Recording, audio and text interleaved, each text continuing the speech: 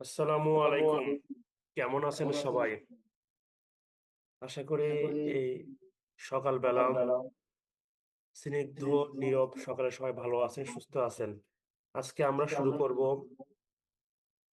Crash batch 007 এর অর্থাৎ প্রাথমিক প্রধান শিক্ষক নিয়োগের ব্যাচের দ্বিতীয় ক্লাস। আজকের ক্লাসটি হবে আমাদের গণিত এবং সাধারণ জ্ঞানের উপর। গণিতের যে টপিকটি আজকে আমাদের আছে সেটি হচ্ছে বাস্তব সংখ্যা। এবং এই টপিকের ভিতরে আমরা পড়বো যে সংখ্যা কি, মৌলিক সংখ্যা কি, ভগ্নাংশ, দশমিক ভগ্নাংশ কি। এবং সাধারণ জ্ঞানে আমরা পড়বো 1947 থেকে 1970। আজকের ক্লাসটা একটু অন্যরকম ভাবে সাজিয়েছি। আজকে আমরা এই পিডিএফ এর মাধ্যমে, লেকচারের মাধ্যমে আমরা আগে বেসিক জিনিসগুলো শেষ করে নেব এবং ম্যাথমেটিক্স এর একটা লাইভ ক্লাস রেকর্ড থাকবে। সেই রেকর্ডটি আমি পরবর্তীতে করে আজকের ভিতরে আপনাদেরকে ইউটিউব চ্যানেলে আপলোড করে দেব, সেখান থেকে আপনারা দেখতে পারবেন। অবশ্যই মনে রাখবেন, আগামী শুক্রবার আপনাদের প্রথম লেকচার 1 এর এক্সাম হবে 30 নম্বরের এবং এক্সামটি হবে গুগল ফর্মে এবং সময় এবং সবকিছু আমাদের যে হোয়াটসঅ্যাপ গ্রুপ আছে সেখানে দেওয়া আছে। আশা করি সেগুলো আপনারা দেখে নেবেন। তাহলে আমরা কথা না বাড়িয়ে ক্লাসে চলে যাই। প্রথমে আমরা আলোচনা করব 1947 থেকে 70 এই টপিকটি নিয়ে আমরা আলোচনা করব। চলেন আমরা সেই টপিকে চলে যাই।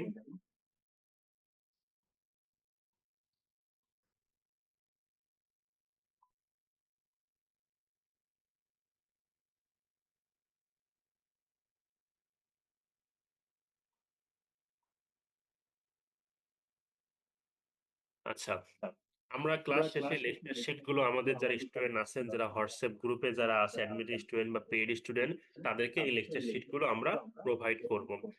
আসেন এবার একটু দেখি যে 1947 সাল থেকে 1970 সাল পর্যন্ত কি ঘটনা ঘটছিল। আমরা জানি 1947 সালে দেশটা ভাগ হয়ে যায়। 14ই আগস্ট পাকিস্তান এবং 15ই আগস্ট হিন্দুস্তান বা ভারত নামে দুইটি দেশ গঠিত হয়। এর আগে এই যে ভারত উপমহাদেশটি, এটি পরাধীন ছিল, এটি ছিল ব্রিটিশদের আন্ডারে। অর্থাৎ প্রথমে ইস্ট ইন্ডিয়া কোম্পানি শাসন করছে, পরে ব্রিটিশরা এই দেশটাকে শাসন করছে। এটা সূচনা হয়েছিল কখন? যখন 1757 সালে 23শে জুন পলাশী প্রান্তরের আম্রকাননে সিরাজউদ্দৌলা পরাজিত হয়েছিল, তখন থেকে এই দেশের বাংলার স্বাধীনতা অস্তমিত হয়েছিল এবং বিদেশি উপনিবেশ এখানে আস্থানা গড়ে তোলে। সেই ইতিহাস আমরা পরে জানবো। আজকে আমরা যে বিষয়গুলো গুরুত্বপূর্ণ সেগুলো নিয়ে আমরা আলোচনা করি। তাহলে 1947 সালে প্রথম কি হয়? দেশ ভাগ হয়। এই সময় 14ই আগস্ট পাকিস্তান এবং 15ই আগস্ট হিন্দুস্তান নামে দুইটি দেশে গঠিত হয়। শুধুমাত্র ধর্মের ভিত্তিতে দেশটাকে ভাগ করা হয়েছিল, অন্য কোনো রাজনৈতিক বা ভূসীমানা দিয়ে ভাগ করা হয়নি। এই ইতিহাস অনেক বেশি, আমরা এই বিষয় না নিয়ে গুরুত্বপূর্ণ বিষয় নিয়ে আলোচনা করি। দেখেন 1947 সালে 14ই আগস্ট কি হয়? পাকিস্তান রাষ্ট্র প্রতিষ্ঠিত হয় এবং পূর্ব বাংলার নাম হয় পূর্ব পাকিস্তান। আর পাকিস্তান যেটা ছিল সেটার নাম হয় পশ্চিম পাকিস্তান। পূর্ব পাকিস্তান এবং পশ্চিম পাকিস্তান এই দুইটি পাকিস্তান নামে দুটি দেশ গঠিত হয়। প্রথম গভর্নর ছিল খাজা নাজিমুদ্দিন এবং প্রথম মুখ্যমন্ত্রী ছিল খাজা নাজিমুদ্দিন। পরবর্তীতে কি হয় দেখেন, 1948 সালে 21শে মার্চ মোহাম্মদ আলী জিন্নাহ ঢাকায় ঘোষণা দেন উর্দুই হবে রাষ্ট্রভাষা। মানে তিনি ঘোষণা করেন ঢাকার রেসকোর্স ময়দানে, Urdu and only Urdu shall be state language of Pakistan. তখন থেকে এই যে ভাষার উপর একটা আমাদের আক্রমণ আসে বা বাধা আসে যে তারা চাচ্ছে উর্দুকে রাষ্ট্রভাষা করতে, এবং ভাষা আন্দোলনের সূত্রপাত হয় তখনই, কবে? 1948 সালে 21শে মার্চ। এর পরবর্তীতে 23শে জুন 1948 সালে তমুদ্দুন মজলিস কর্তৃক ভাষা আন্দোলনের প্রচার শুরু হয়। পরবর্তী 1949 সালে 23শে জুন ঢাকায় পূর্ব পাকিস্তান আওয়ামী মুসলিম লীগ গঠিত হয়। সভাপতি থাকেন মৌলানা ভাসানী, সাধারণ সম্পাদক শামসুল হক ও যুগ্ম সাধারণ সম্পাদক থাকেন শেখ মুজিবুর রহমান। 1952 সাল 21শে ফেব্রুয়ারি পুলিশের গুলিতে সালাম, বরকত, রফিক, জব্বার শহীদ হন এবং বাংলা ভাষা রাষ্ট্রভাষা আন্দোলনের বিজয় সূচনা হয়। 23শে ফেব্রুয়ারি প্রথম শহীদ মিনার নির্মাণ করা হয় রাতারাতি, কিন্তু পরবর্তীতে এটা ভেঙে দেওয়া হয়েছিল। এবং 21শে ফেব্রুয়ারি এখন পর্যন্ত আন্তর্জাতিক মাতৃভাষা দিবস। 1999 সাল পর্যন্ত আমরা এটাকে শুধুমাত্র রাষ্ট্রীয় মাতৃভাষা দিবস হিসেবে পালন করতাম, কিন্তু পরবর্তী 1999 সালে ইউনেস্কো কর্তৃক ঘোষিত হওয়ার পর এটি আন্তর্জাতিক মাতৃভাষা দিবস হিসেবে পালিত হয়। একমাত্র আমরাই বাঙালি জাতি যারা শুধুমাত্র ভাষার জন্য রক্ত দিয়েছিলাম, এছাড়া কোনো জাতি ভাষার জন্য রক্ত দেয়নি। এরপর আসে 1954 সালে 1954 সালে কি হয়? 11ই মার্চ যুক্তফ্রন্ট গঠিত হয়। এবং এটা কিভাবে গঠিত হয়? কয়টা দল নিয়ে? আওয়ামী লীগ, কৃষক শ্রমিক পার্টি, নিজামী ইসলাম ইত্যাদি। 10 মার্চ কি করা হয়? তার 21 দফা ঘোষণা করে। তাহলে 21 দফাটা কার ছিল? এটা ছিল যুক্তফ্রন্টের ইস্তিহার বা দফা। এবং মার্চ এপ্রিল মাসে যুক্তফ্রন্ট বিশাল জয়লাভ করে এবং 337টা, অনেক মতান্তরে 309টা আসন তারা পেয়েছিল। এবং কিন্তু 30শে মে যুক্তফ্রন্ট সরকারটি বরখাস্ত হয় এবং গভর্নর শাসন জারি হয়। মানে এই সরকারটি বেশি দিন টিকে থাকতে পারেনি। 1956তে কি হয়? সংবিধান প্রণীত হয়। 1956 সালে প্রথম সংবিধান প্রণীত হয় এবং পাকিস্তান হয় ইসলামিক রিপাবলিক অফ পাকিস্তান এবং রাষ্ট্রভাষায় উর্দু এবং বাংলা। প্রধানমন্ত্রী হয় চৌধুরী মোহাম্মদ আলী। আমাদের সংবিধান প্রণয়ন করতে লাগছিল 1 বছর। আমরা 1971 সালে 16 ডিসেম্বর স্বাধীনতা লাভ করি। 1972 সালে 16 ডিসেম্বরের ভিতরে আমরা আমাদের সংবিধান পেয়ে গেছিলাম, কিন্তু পাকিস্তানের সংবিধান প্রণয়ন করতে সময় লেগেছিল 9 বছর। তারপর কি হয় আমরা দেখি। 1958 সালে 7 অক্টোবর আইয়ুব খান সামরিক আইন জারি করে, যাকে বলে মার্শাল ল। এটি ছিল পাকিস্তানের প্রথম সামরিক আইন। এই সংবিধানকে বাতিল ঘোষণা করেন এবং সকল রাজনৈতিক কার্যক্রম নিষিদ্ধ ঘোষণা করা হয়, যাকে বলে জরুরি অবস্থা। 1962তে কি হয়? 1962 সালে 8 জুন আইয়ুব খান নতুন সংবিধান প্রণয়ন করেন। এর নাম দেওয়া হয় প্রেসিডেন্সিয়াল পদ্ধতি এবং শিক্ষা সংস্কারের নাম দেওয়া হয় শরীফ কমিশন রিপোর্ট। বিভিন্ন কমিশনের নাম অনুসারে শিক্ষানীতিগুলো চলে। কুজ্জুতি কুদা কমিশন, এরকম ধরনের বিভিন্ন কমিশন আছে। 1963 সালে কি হয় দেখি। মৌলানা ভাসানী ত্যাগ করেন আওয়ামী লীগ। তিনি গঠন করেন ন্যাপ, অর্থাৎ ন্যাশনাল আওয়ামী পার্টি। তিনি আওয়ামী লীগে থাকলেন না। 1965 সালে ভারত পাকিস্তান যুদ্ধ হয় 6 সেপ্টেম্বর এবং পূর্ব পাকিস্তান অবহেলিত বাঙালির অর্থনৈতিক বৈষম্য বঞ্চনা বৃদ্ধি পায় এই যুদ্ধের মাধ্যমে। পরবর্তীতে শান্তি চুক্তির মাধ্যমে যুদ্ধবিরতি হয় এবং সেটা ফলে তাশখন্দ চুক্তি, সেটা হচ্ছিল 1966 সালে জানুয়ারি মাসে। এবার আসে 1966 সালে, গুরুত্বপূর্ণ। 1966 সালের ফেব্রুয়ারি 5 তারিখে লাহোরে শেখ মুজিবুর রহমান ঘোষণা করেন 6 দফা এবং তিনি সেখানে বাংলাদেশের রূপরেখা, এটিকে বাংলাদেশের রূপরেখা বলা হয়। এবং জুন মাসে শেখ মুজিব গ্রেপ্তার হন এবং আরো আগদ্দার ষড়যন্ত্র মামলা তার উপর চাপিয়ে দেওয়া হয় এবং তিনি সহ প্রায় 35 জনকে এই মামলা আসামি করা হয়। সেটা আমরা আসতেছি। 1958 সালে আগরতলা ষড়যন্ত্র মামলা প্রকাশ পায় এবং শেখ মুজিব ও 34 জনকে অভিযুক্ত করা হয়। মানে এটা দেশদ্রোহিতার মামলা আর কি, ধরনের একটা মামলা করছিল আর কি। কিন্তু 1969 সালে জানুয়ারি ফেব্রুয়ারি সারা দেশে অভ্যুত্থান ঘটে। আমরা যখন 2024 সালে জুলাই বা আগস্টে যে অভ্যুত্থান দেখছিলাম, সেই ধরনের একটা বড় বিপ্লব বা আন্দোলন বা গণ অভ্যুত্থান সে সময় হয়েছিল। কখন হয়েছিল? জানুয়ারি ফেব্রুয়ারি মাসে 1969 সালে। 15ই ফেব্রুয়ারি ছাত্রনেতা আসাদ শহীদ হন। এই জন্য এই নামের সামনে আসাদ গেট নামে একটা জায়গা আছে শ্যামলের আগে, মোহাম্মদপুর পার হয়ে। 23শে জুন শেখ মুজিবুর রহমান উপাধি দেওয়া হয় বঙ্গবন্ধু। ছাত্ররা তোফায়েল আহমেদ এই উপাধি তাকে প্রদান করছিল।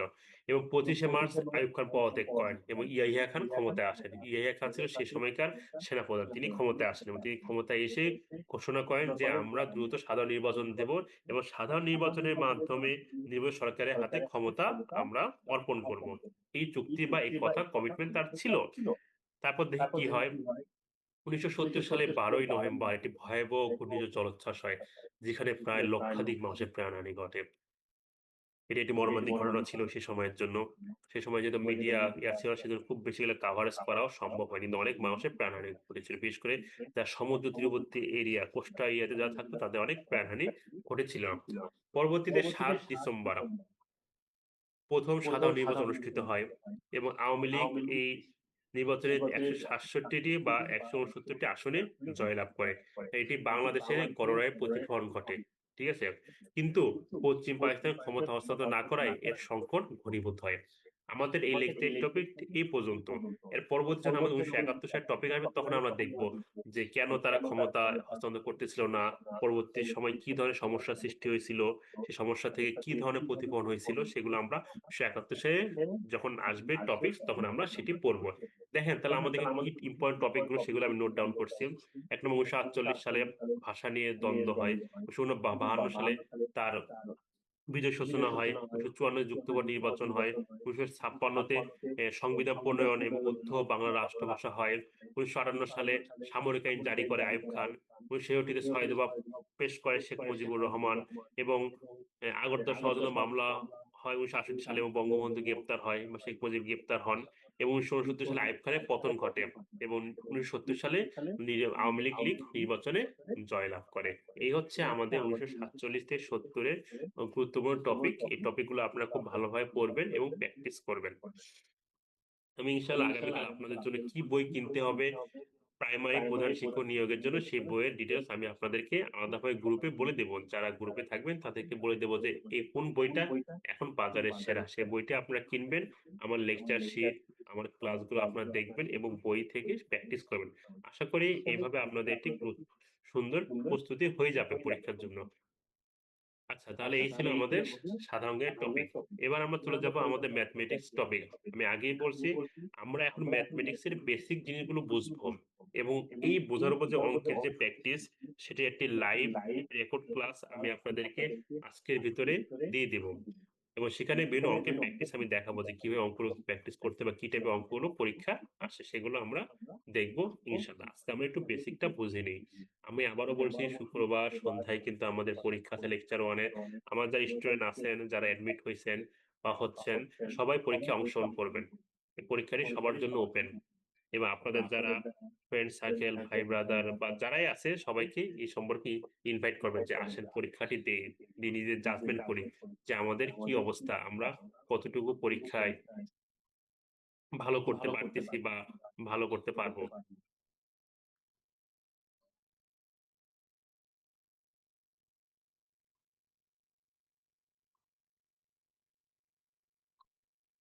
আচ্ছা, এরপর চলে যাব হচ্ছে আমরা আমাদের পরবর্তী টপিকে। আমাদের পরবর্তী টপিক হচ্ছে ম্যাথমেটিক্স এবং গণিত। গণিত হচ্ছে বাস্তব সংখ্যা। এখান থেকে প্রতি চাকরি পরীক্ষায় প্রশ্ন আসে এবং তা খুবই গুরুত্বপূর্ণ। আসেন সে গণিতটা আমরা আলোচনা করি যে বাস্তব সংখ্যা কাকে বলে। ঠিক আছে, এই লেকচার শিটটা আপনার পুরো ডিটেলস মোটামুটি বুঝতে পারবেন, তারপর এটা আমি আলোচনা করে দিই। বাস্তব সংখ্যা হচ্ছে যে সংখ্যাকে, যে সমস্ত সংখ্যা রেখায় অবস্থান করতে হয় সেগুলো হচ্ছে বাস্তব সংখ্যা, মানে যেগুলোকে সব হয়, যেমন 1 2 3 প্লাস মাইনাস 1 2 3, মানে সে ভগ্নাংশ হোক যা হোক সেগুলো আর কি, সবগুলো হচ্ছে আমাদের বাস্তব সংখ্যা। মানে যেসব সংখ্যাকে যদি আমরা বর্গমূল করি তা কোনো সময় ঋণাত্মক হয় না, সেগুলো হচ্ছে কি বাস্তব সংখ্যা। এটা ডিটেলস বা বিসিএস এর জন্য এই উপযোগী এটা। তারপর আপনার ডিজাইন রাখেন যে যেগুলো সংখ্যায় অবস্থান করে, মানে যে সংখ্যাগুলো আমরা লিখতে পারি কিরকম 1 2 3 4, -1 2 3 4, হাফ, তারপর হচ্ছে 1/3, 1/4, যে সবগুলো সংখ্যা হচ্ছে আমাদের বাস্তব সংখ্যা। এখানে সবগুলো দেওয়া আছে যে 1 2 3 4 এগুলো হচ্ছে আসলে ন্যাচারাল নাম্বার, প্রকৃত সংখ্যা, পূর্ণ সংখ্যা 0 1 2 3 4।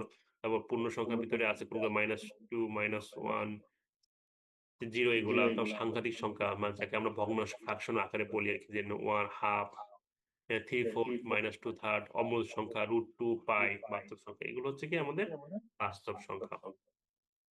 আচ্ছা, বাস্তব সংখ্যা কি কি আমাদের লাগে, যে যোগ, বিয়োগ, গুণ, ভাগ সব ক্রিয়ার ওপর থাকে। ঠিক আছে, স্কোয়ার, ঘন, মূল করলেই বাস্তব সংখ্যা পাওয়া যায়। যদি ঋণাত্মক বর্গমূল না আসে, অর্থাৎ -2 লেভেলে যদি না আসে, তাহলে আসে। আমাদের পরীক্ষা অনেক সময় আসে, বা আমরা প্র্যাকটিস করছি যে 90 লেভেলে যে √2 কে কেন একটি অমূল সংখ্যা বলে, বা √2 একটি বাস্তব সংখ্যা, কারণ √2 যদি আমরা বর্গ করি তাহলে সেটা অবশ্যই কি পাবো, আমরা 2 পাবো।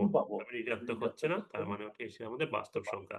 এছাড়া কিছু সূত্র আমরা এখানে দিয়ে দিয়েছি, যে a square minus b square সূত্রের ক্ষেত্রেও কিভাবে এটি পাওয়া যায় সেটিও আমাদের দেওয়া আছে। আমরা লাইভ ক্লাসটিতে আরো ডিটেলস বিস্তারিত আপনাদের সাথে আলোচনা করব। তো পরীক্ষায় কি ধরনের প্রশ্ন আসে আমি একটু দেখে রাখি, যে বাস্তব সংখ্যার সংজ্ঞা আসতে পারে, বাস্তব সংখ্যার শ্রেণীবিন্যাস, তারপর হচ্ছে √2, পাই, 0 -3 সংখ্যাগুলো কিরকম, গুণাবলী দেওয়া আছে এগুলো কিরকম, বা এই ডিটেলস এখানে আমাদের দেওয়া আছে। এগুলো একটু বাসায় প্র্যাকটিস করবেন, এবং এটা প্র্যাকটিস করার পর বা আমার লাইভ ক্লাসে দেখার পরে আপনারা এগুলো একটু বাসায় প্র্যাকটিস করবেন। ঠিক আছে, এই ক্যাটাগরি অঙ্কগুলো পরীক্ষায় আসে। আর আমি আজকে রাতের ভিতরে অথবা আগামী সকালের মধ্যে বলে দেবো যে কোন বইটা আপনার জন্য সবচেয়ে ভালো হবে। সেই বইটি যদি আপনারা প্র্যাকটিস করেন, আশা করি আস্তে আস্তে অঙ্কের যে গ্যাপ আছে সেই গ্যাপগুলো আস্তে আস্তে আপনারা কাটাই উঠবেন। আচ্ছা, তারপর এটা আমরা একটু বেসিক লেভেল থেকে একটু অ্যাডভান্স লেভেলে আলোচনা করি বাস্তব সংখ্যা নিয়ে। আশা করি এটা আপনাদের উপকৃত হবে। ঠিক আছে, যদিও এটা বিশেষ লেভেলের, বা আপনার জন্য উপকৃত হবে।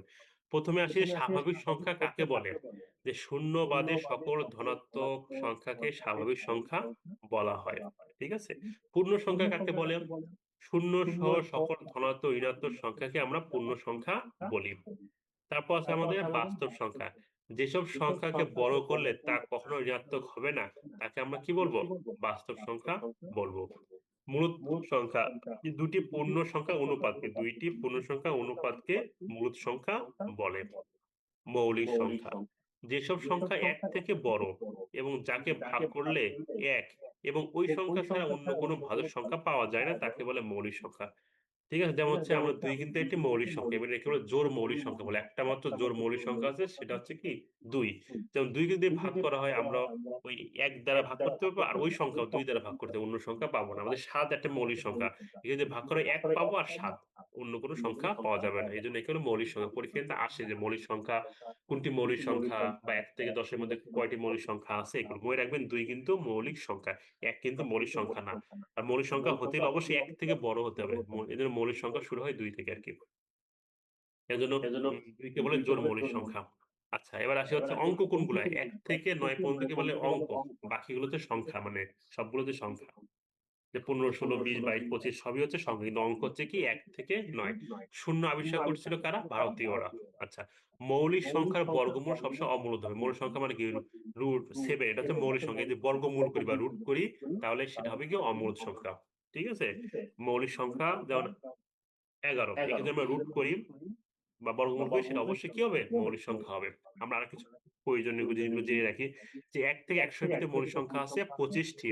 ১ থেকে ৫০ এর ভিতরে মৌলিক সংখ্যা আছে ১৫ টি। ১ থেকে ২৫ এর ভিতরে মৌলিক সংখ্যা আছে ৯ টি। আবার ১০১ থেকে ২০০ এর ভিতরে মৌলিক সংখ্যা আছে কয়টি? ২১ টি। যেমন ২, ৩, ৫, ৭, ১১, ১৩, ১৭, ১৯, ২৩, ২৯, ৩১, ৩৭। ঠিক আছে? এভাবে করে আস্তে, আস্তে আমরা এগুলোকে মৌলিক সংখ্যা হিসেবে পাই। এর কিছু সমস্যাবলী আছে, এগুলো আপনার জন্য আপাতত উপযোগী নয়। তারপরে আমি আমাদের লাইভ ক্লাসে এগুলো একটু দেখাই দেব যে রেকর্ড ক্লাসে যে এগুলো কিভাবে করতে পারবেন বা সলভ করে দেব। ঠিক আছে? আপনার জন্য যে উপযোগী অঙ্কগুলো, সেই অঙ্কগুলো নিয়ে আমি একটা সলভ ম্যাথের উপর লাইভ ক্লাস, রেকর্ড ক্লাস করব। সেখানে এটি দিয়ে দেব। আশা করি আপনারা বিষয়গুলো বুঝতে পারছেন, অবগত আছেন। ম্যাথমেটিক্সটা যেকোনো চাকরির পরীক্ষার জন্য খুবই গুরুত্বপূর্ণ। সেজন্য আপনাদেরকে সবার আগে ১ম বেসিক জিনিসগুলো বুঝতে হবে, তারপর প্র্যাকটিস করতে হবে। বেসিক লেভেলতে প্র্যাকটিস করে, করে আপনাদেরকে আস্তে, আস্তে অ্যাডভান্স লেভেলে যেতে হবে। আর অ্যাডভান্স লেভেলে যদি আপনারা যেতে পারেন, তাহলে আপনাদের অঙ্কের ফ্লুয়েন্সি আসবে। ঠিক আছে? অনেকে হয়তো অঙ্ক বলে আমরা বুঝি না, কিভাবে করব বা করব। সেগুলো আস্তে, আস্তে কাটায় উঠবে। রাতারাতি তো কেউ আর অঙ্কে পারদর্শী ওঠে না। আর অঙ্ক বা ইংলিশ এগুলোকে বলা স্কিল বা দক্ষতা। রাতারাতি হয় না। দীর্ঘ সময় পরিশ্রমের ফলে এই জিনিসগুলো গড়ে ওঠে। কারো ৩ মাস, কারো 6 মাস, কারো ১ বছর সময় লাগে। কিন্তু সাধারণ জ্ঞান বা এই জিনিসগুলো আমরা পড়লেই পারবো। না পড়লে হবে না, পড়লে আমরা পারবো। আর আরেকটা জিনিস বলে দেই, আপনারা অবশ্যই প্রতি মাসে কারেন্ট অ্যাফেয়ার্স কিনবেন। এই মাসে একটা কারেন্ট অ্যাফেয়ার্স বের হয়েছে, ৳২০ দাম। ওইটি কিনবেন। কিনে ওইটি সম্পূর্ণটি পড়ার চেষ্টা করবেন আরকি। ঠিক আছে? ওখানে দেখবেন যে রিসেন্ট কিছু প্রশ্ন আছে বা বিভিন্ন চাকরি পরীক্ষায় তার কিছু প্রশ্ন থাকে বা বিভিন্ন টপিক থাকে। এই জিনিসগুলো অবশ্যই আপনারা পড়বেন। মানে ১ মাসে একটা কারেন্ট অ্যাফেয়ার্স আপনারা সুন্দর করে দাগিয়ে, দাগিয়ে পড়বেন। এই কয়েকটা মাস, যে কয়টা মাস আমাদের পরীক্ষা হয়নি বা বা আমাদের কোর্স রানিং আছে, সেই পর্যন্ত আপনারা অবশ্যই পড়বেন।